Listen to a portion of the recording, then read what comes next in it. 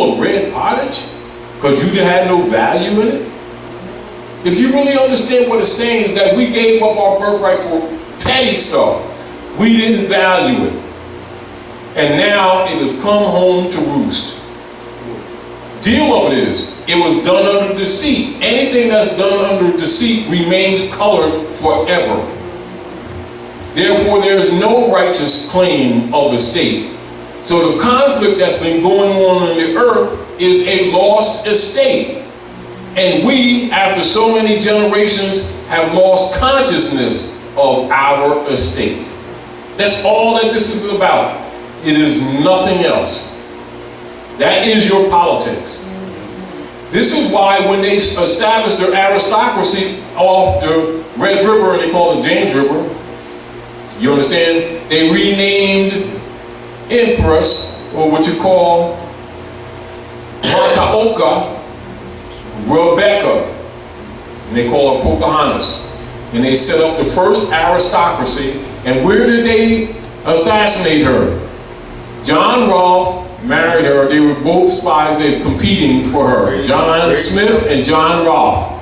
She married John Rolfe. The history talks about John Smith. They took her to Gravesend, England, and threw her overboard. And then came back with the son. And it was use of the son from the matriarch that they established the first aristocracy in the North Gate. And that's the beginning of your white supremacy operations at North America under the Spanish Inquisition, taking on the title of white. This is why Ulysses Grant. And bringing maritime law. Yeah, exactly. One land. Exactly. And the issue is the theft of your estate. This is why it's important for the Moors to know themselves and to be themselves, because that's the only way that you can have right of claim in any argument. Why? Because treaties and constitutions are covenants. They are wills. They are wills. And so as the will passed down from generation to generation, the heirs must be identified. It doesn't just apply because you read it, because you said it.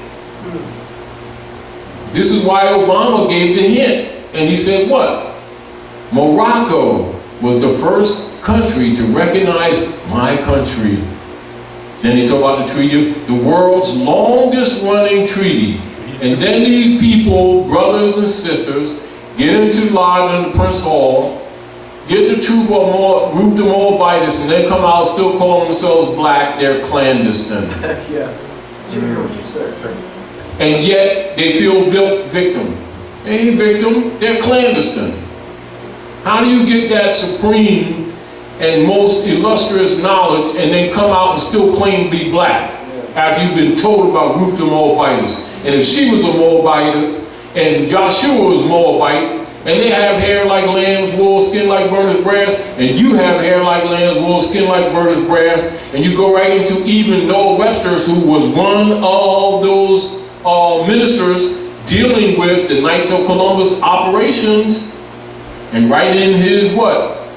Dictionary, it says that Americans are the copper complexion people. And then we turn around, they go into them lodges and come out and still claim to be black. They're clandestine. And the first thing they'll start talking about, oh, they racist, they don't want the black man to have nothing. You learn about Ruth the Moabitess? Oh, yeah.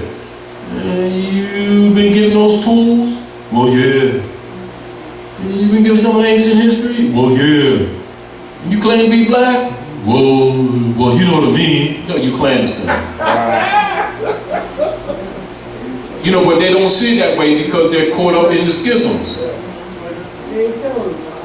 Huh? They're not telling them the truth. It's like this, because this is what's happening.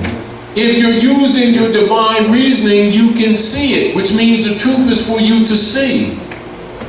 And see, and this is the rule, and this is what I'm saying to you. Again, as we said earlier, it says every man, every woman, and every child. Doesn't that cover all age groups? Must. Does it say maybe? No. must confess their own and worship under their own vine and fig tree. Now what is that but nationalization? Because national comes from natal. Natal comes from nativity. Nativity comes from the holding of the mother with her son. That's the nativity. And from nativity comes nationality.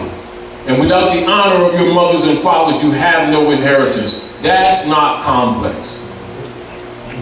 And what happens, we keep making excuses. And as a matter of fact, the more you make the excuse, the more contemptuous you are. Because there is no excuse.